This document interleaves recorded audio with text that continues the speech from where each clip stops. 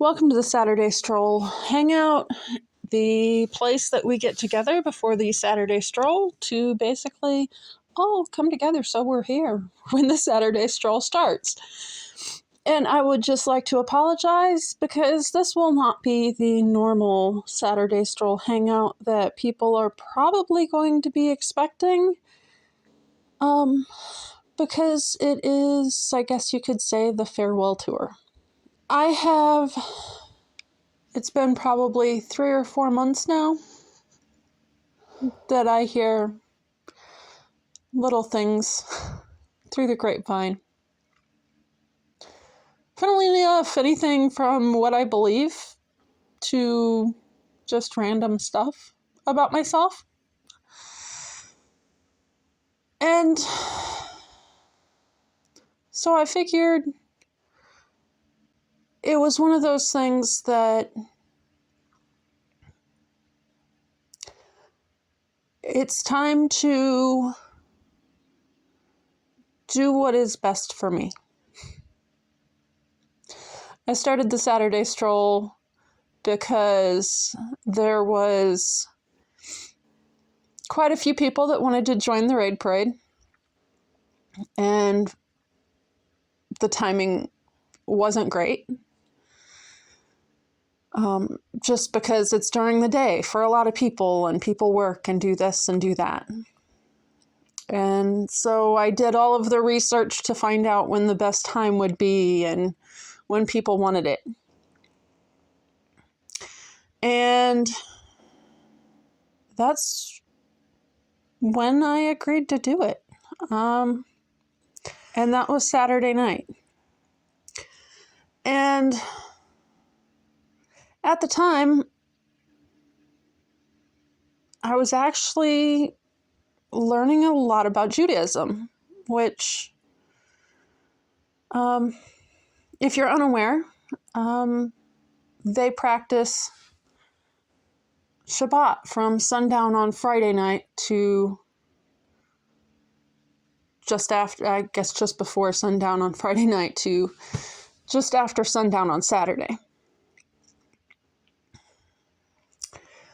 But I had some awesome channels that were willing to help work on the live streams and do that part. And at first I was able to just do everything before dark on Friday. And that was fine.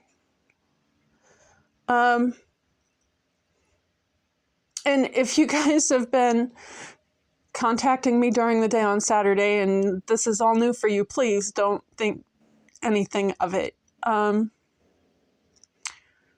Judaism isn't...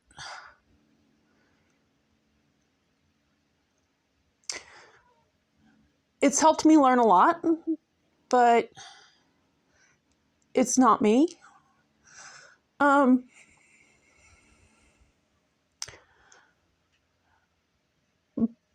But this whole thing has evolved. And last fall, I had been, all last year I was trying to make it more efficient and figure out how to make it work.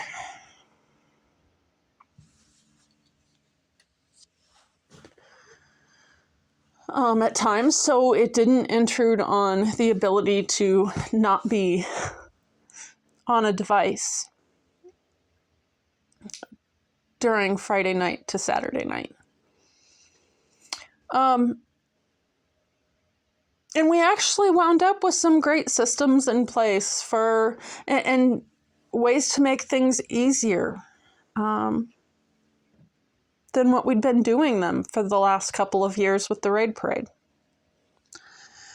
And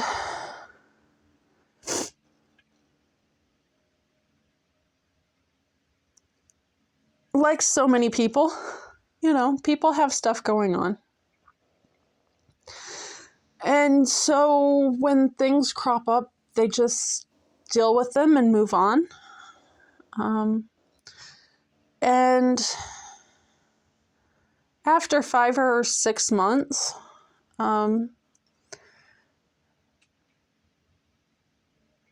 I was kind of stressed out.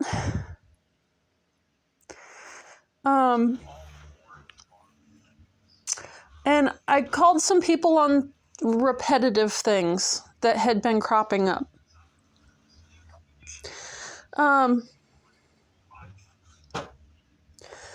And not their fault that I was stressed out. My journey through learning about different religions isn't their fault.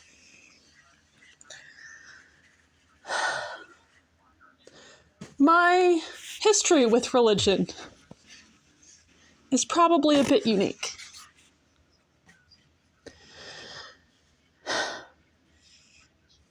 I left the church when I was, 16. I'd grown up going to church every Sunday. And that was really all I knew. Until a friend of mine told me that there were other options out there.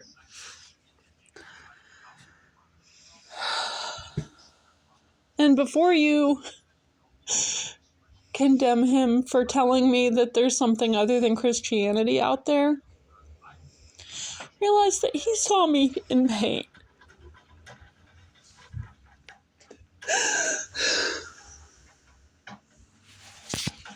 The time in which I knew him, which was brief,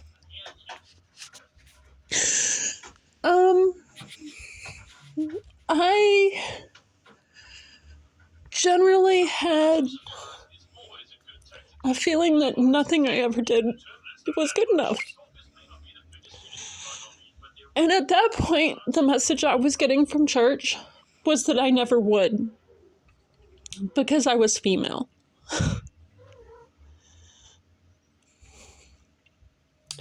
And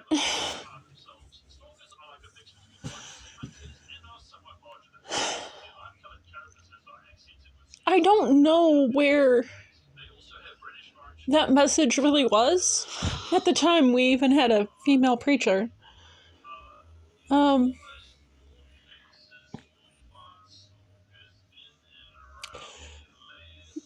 But that story starts a long time before then. Because what I didn't know when I met him was why everybody around me seemed to be able to gather strength and confidence and courage, I guess, from the church. And the more I tried to do anything or relate to anything, the worse off I seemed to be.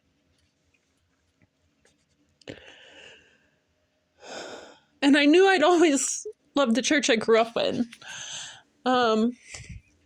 I still do. There was just this sense of energy when you walked into the sanctuary. And I loved listening to the hymns. I find it so odd now when I hear modern day hymns and stuff that they're just, I don't know, they aren't what I grew up with in, a little village of 7 churches and a post office. But what I didn't know, because when we moved from that little country area in Tennessee up here to Indiana,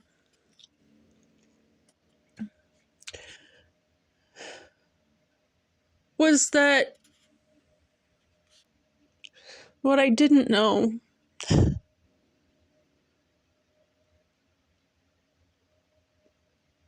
when he was telling me there was a different way was why my mind had blocked out everything before we moved.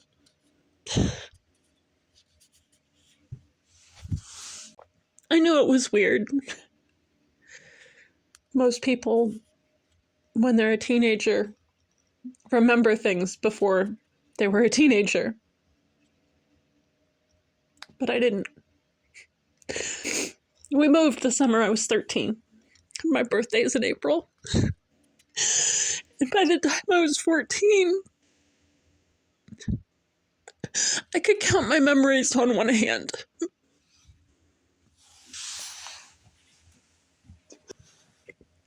So what did I know?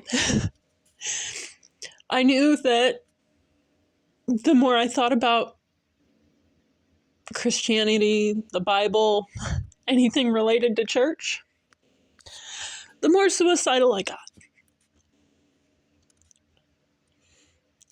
So I left. I took the early shift at work. I quit running sound at church.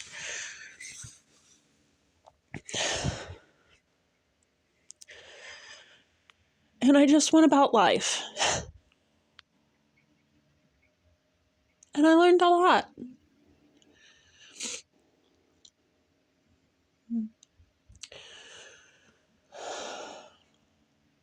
I dealt with energy stuff back then too.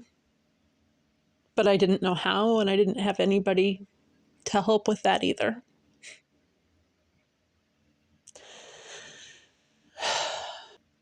That friend came to check on me after his funeral, 6 months after I met him.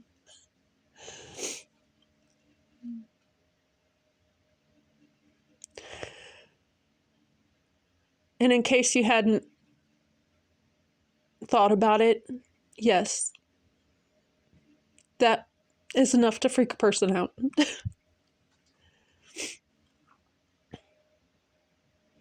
Really freak a person out. That was the first time I'd seen anybody from the other side.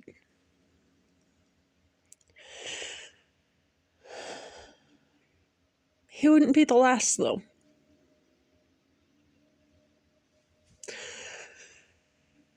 Over the years, I've talked to a wide variety of people. Relatives of my own that have passed. Relatives of others that have passed.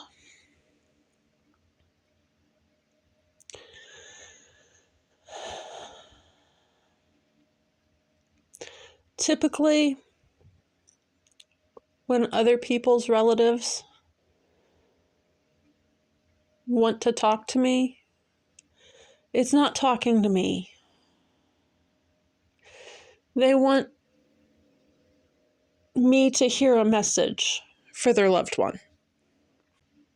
And usually, those messages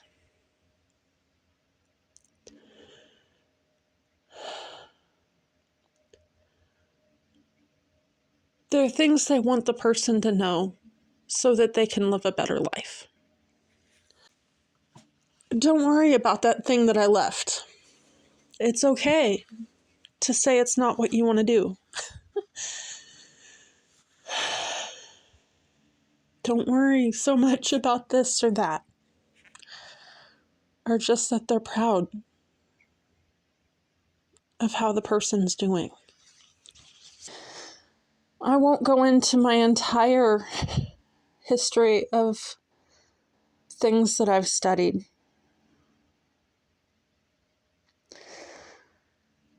But I think it's safe to say that I'll always be learning.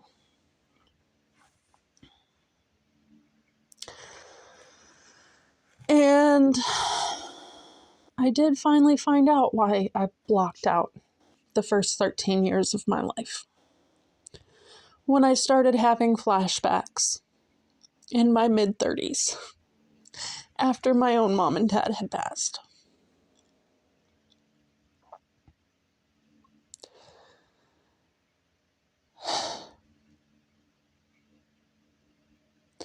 And I'd always kind of suspected it had to do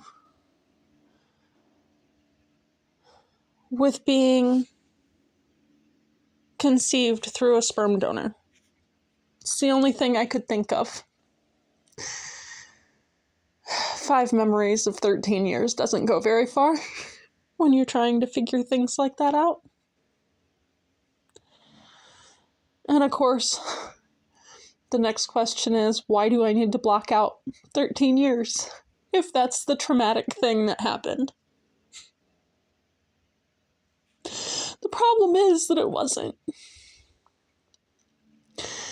I started having flashbacks of being molested by the preacher at the church that my mom worked at. The church that was attached to the school that I went to kindergarten and first grade.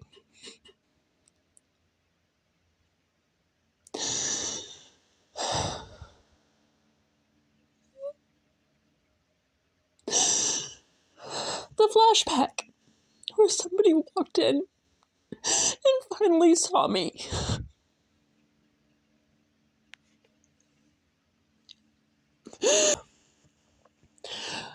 I wish I could tell you exactly what happened after that, but I don't know.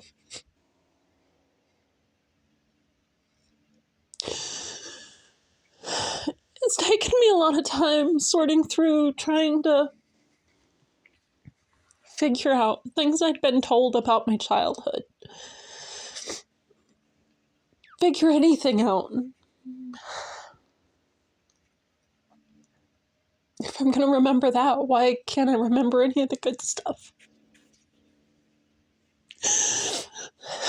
I guess there was good stuff somewhere.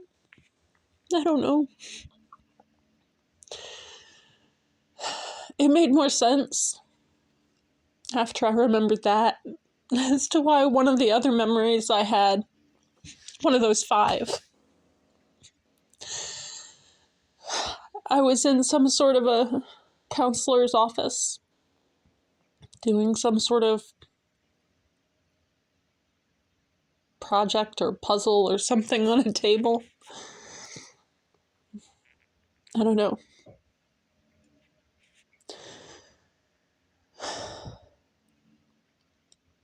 Apparently, I didn't remember the right things.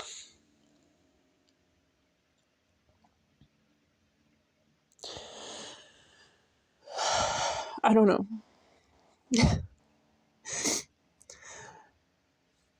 It took me a couple years after the first flashback to finally piece together some timelines. It's right around the time we started coming to Indiana on summers for a week or 2 here or there to stay with Grandma and Grandpa at the farm.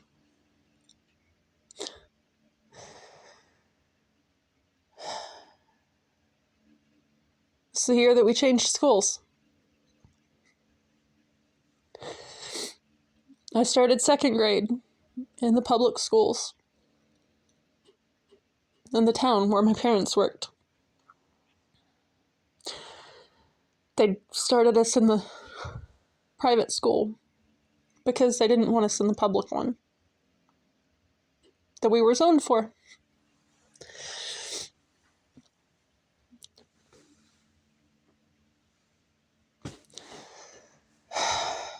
Unfortunately, it was the South. And when my dad found out that it was not safe for some of the people that worked with him to go to that town after dark, he didn't want us going there to school either. Thankfully. So we went to the school that had openings in the town where they worked.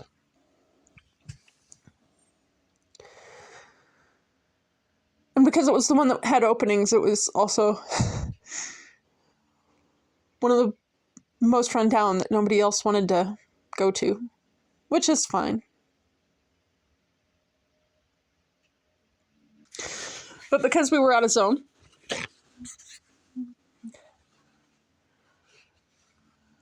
Mom would pick us up after school and go back to work at the church.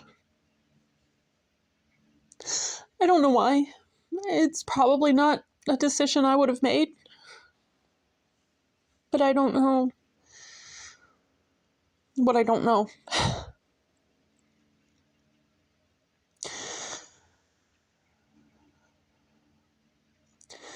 But there was a concern.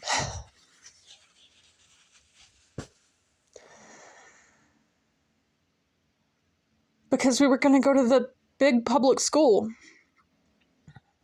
that someone might question why I didn't look like my dad. I don't know why. I looked just like my mom.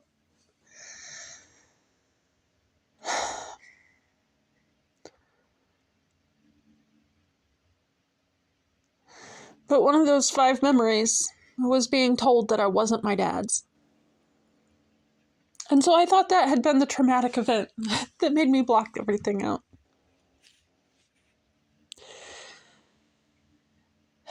And it had been traumatic. It's one of those things.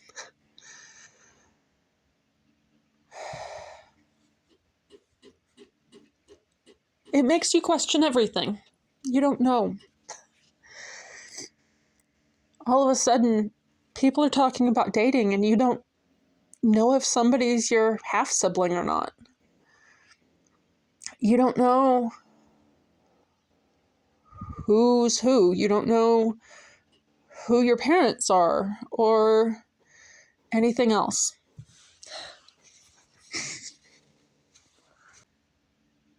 And as I'd had time off after the pandemic to try and figure out my health problems, slowly but surely, I'd been forced to seriously think about trying to work on the traumas from my childhood.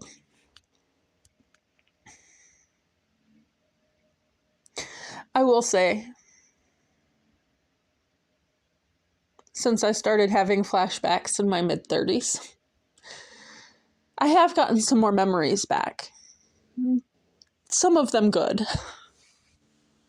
Most of them, I don't know, like nothing major, like they're just random everyday things.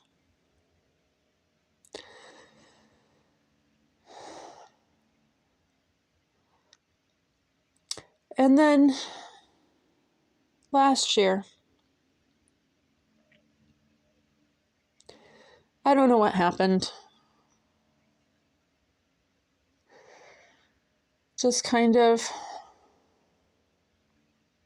where things were at. I was finally ready.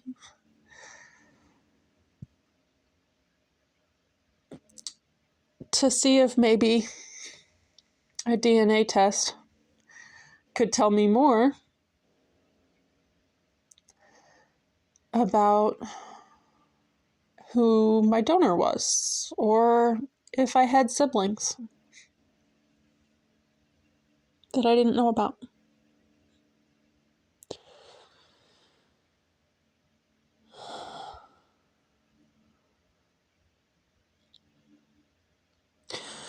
What I got when the test results came back was a bit of a shock.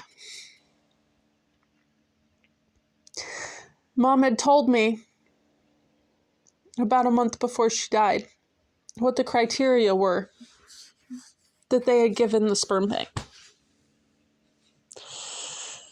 So the looks didn't really surprise me when I saw his picture. And I'd watched all sorts of YouTube videos. How people went looking and had dozens of siblings. This isn't one of those stories, by the way. What was listed was one half sibling and my father. And what I wasn't expecting was to recognize the guy that was my father.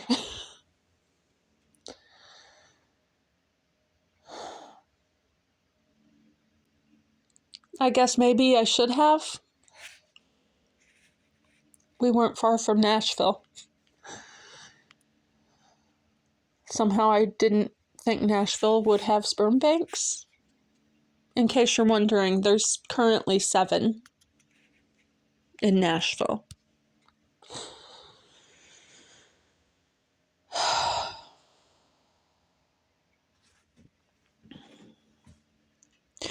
I wasn't expecting to recognize somebody, let alone the exact picture that was on the profile.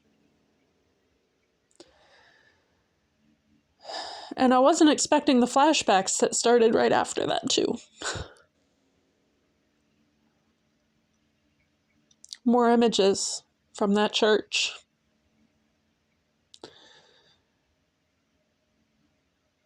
And seeing him there. Or people talking about him, or using his name. I don't know why he was there.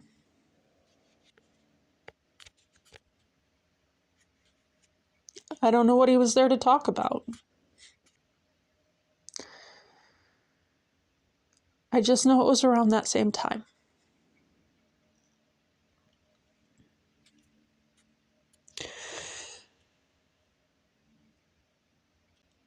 And the story I don't want to think is real is that maybe he was called to help sort out that mess.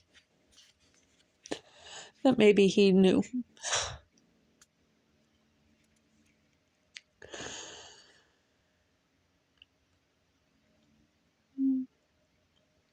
So anyway, what does this have to do with the Saturday stroll?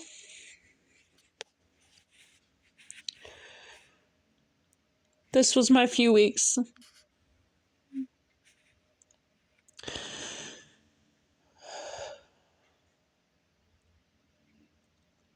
before I got frustrated,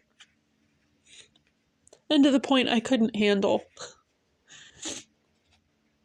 being the person trying to herd cats. This was the person that sent an exasperated message to somebody that had for months not wanted to pin links in their chats so people could get to the next person in line.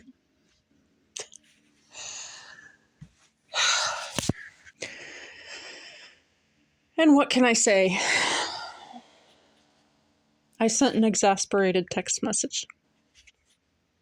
Messenger message. Whatever you call the things on Facebook. I just sent it and hoped they would actually pin a link in their chat.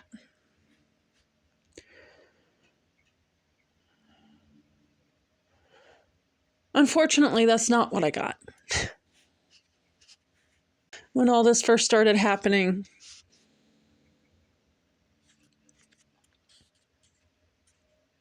I did message a friend that night.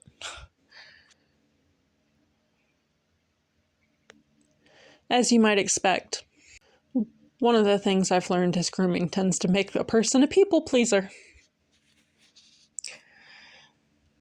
And when I started getting messages back that were so angry, I didn't know exactly how to respond. So I did what I do. when I'm giving people messages they don't want to hear.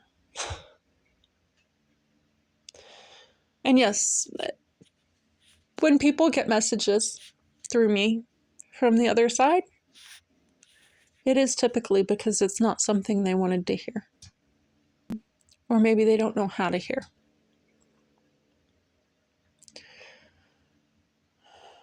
Those are messages that if you want to learn how to listen, you can. But most people don't.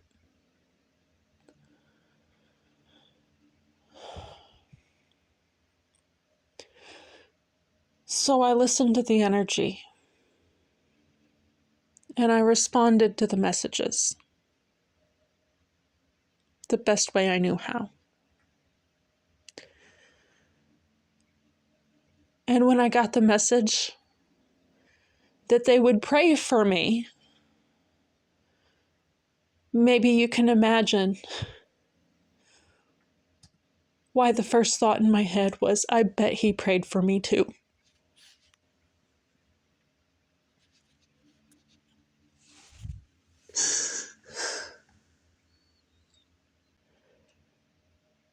I don't know exactly what people are being told.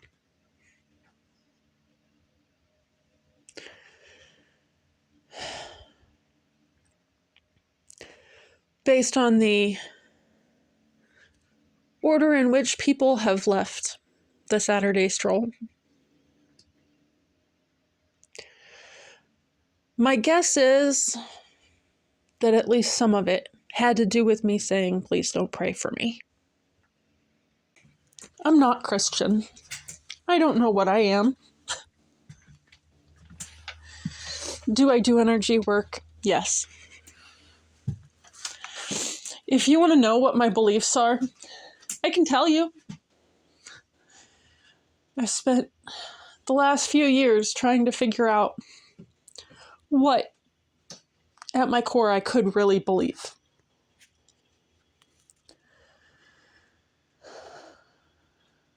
I've even shared them publicly. So if there's question if I just made this up, because I'm sure somebody's going to say that. You can go back and look at the dates. They're posted on Instagram. But the things that I believe at my core, mistakes mean you tried. Do unto others as you would have them do unto you. Music is the language of the soul. Everything happens for a reason.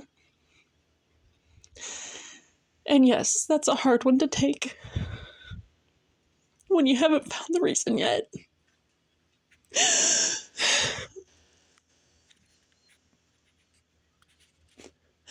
Home is where the heart is.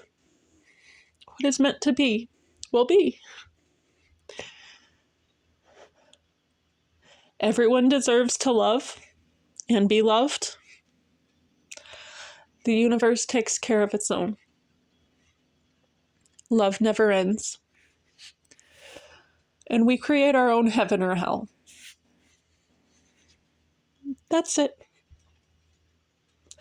All of the things I can boil my beliefs down to, those are the ones I've found.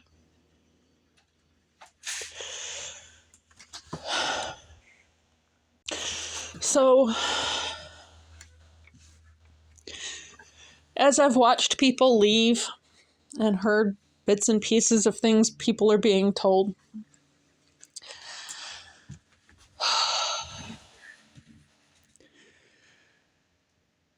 my first thought was to just say, I'm done. But at the same time, that felt like giving up.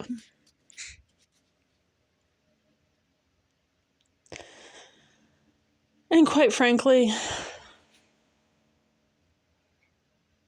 3 or 4 months ago, I couldn't have said all this without... I'm breaking down in tears now, so I guess I still can't do it without breaking down in tears, but hopefully there's times when I'm speaking that it's at least intelligible.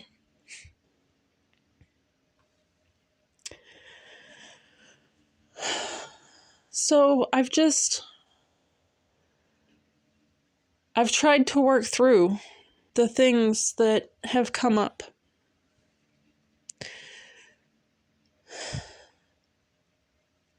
I've tried to make the best of it. I've seen some people leave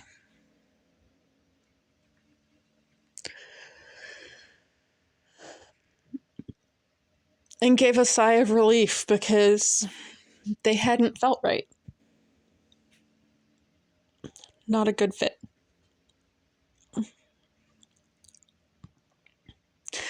I've seen people want to leave.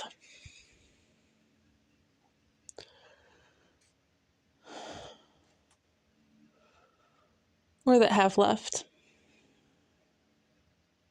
That I thought were friends. I don't know. Maybe you're in that boat too? Where since 2020, your friends are online. They're not people you've met. I don't know. Over the years, I have come to realize that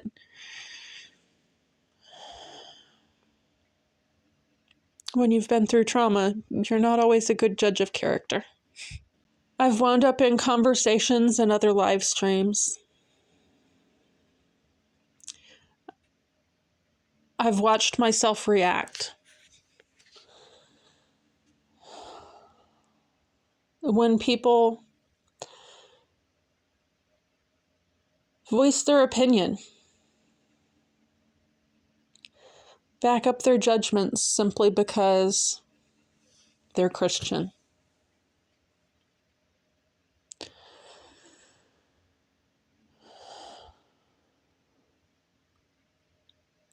And somewhere along the line, my goal became not to lump them all in with the preacher that decided it was okay to molest me. That's not a place I want to be.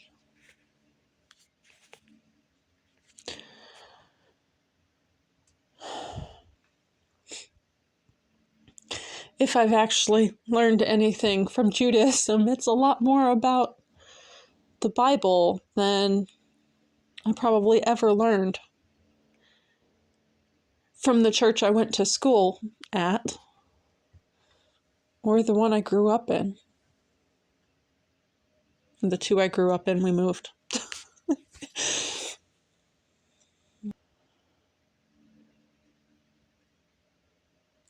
I'm finally at a place where I'm gonna say I'm done. In part for my own mental health. In part to just take back my life.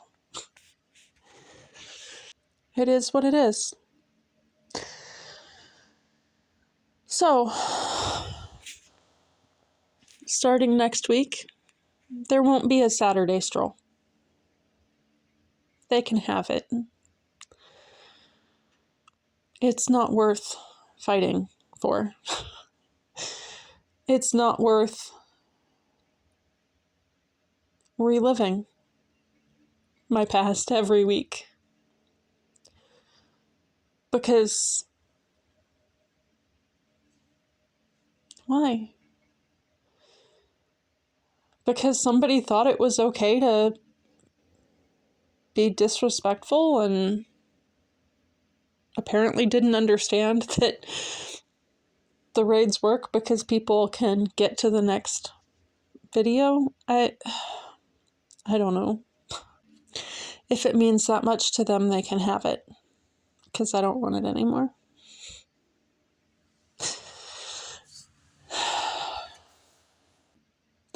I don't know what I'm putting on the screen for all this. Hopefully, I've at some point put up the list of premieres for tonight. And I'm sorry that this wasn't a happy, fun hangout.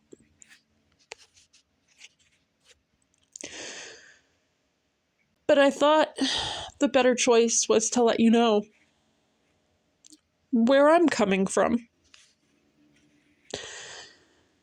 and what affects my choices. And that way you don't have to listen to whatever somebody else is trying to tell you. I don't know what exactly they're saying. Somewhere along the line, someone told me that other people's opinion of me was none of my business. And it's really good advice. So I've just tried not to think about it. But at some point, it still hurts to know that somebody's saying who knows what.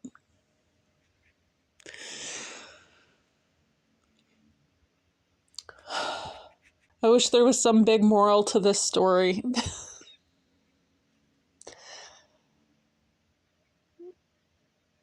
But I don't know what it is.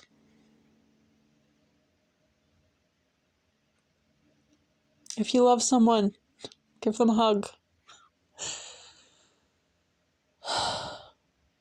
Don't assume you know everything. Because I'm really hoping my kids didn't watch this.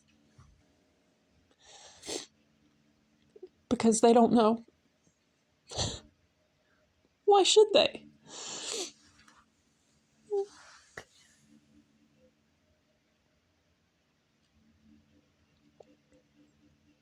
You know, I mean, before this happened, I think maybe one person out of all the people that had anything to do with any of the raids knew what had happened and what was going on.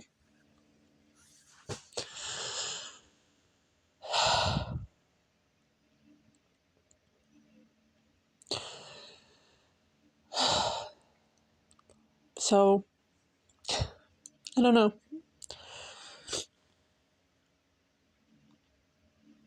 It's just one of those.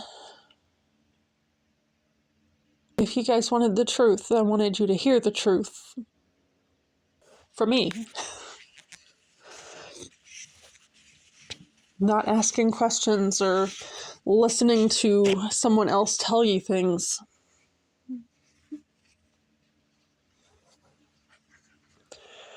That they really had no way of knowing.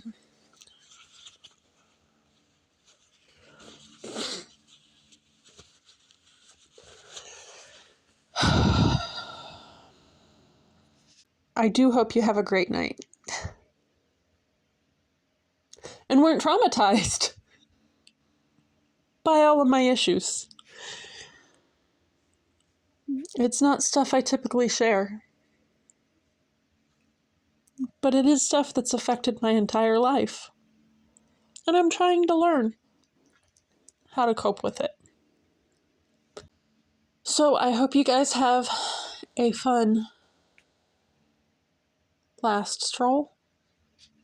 And if you still want to be around, you're welcome to join the raid parade. Have a great night.